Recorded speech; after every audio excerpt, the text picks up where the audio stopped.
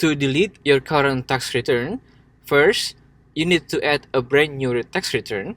And to do that, make sure you are clicking on the current year tax return option with the home icon at the top left of the screen, then hit My Return option at the bottom left of the screen. Click on Start a New Returns option.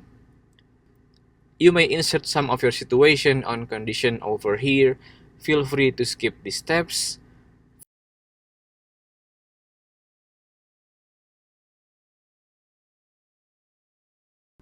Over here, you may typing in your own information and hit the continue button.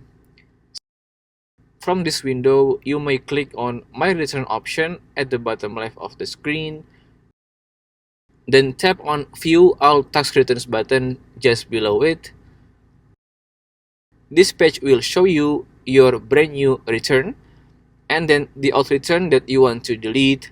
So you want to click on the trash icon at your old return section. Then tap on Delete button. There you go, you just delete your old return. And you may hit the continue button over here to start the brand new return. If you still have any question, just comment down below and I will try my best to guide and help you guys. If you find this video useful, please consider like and subscribe.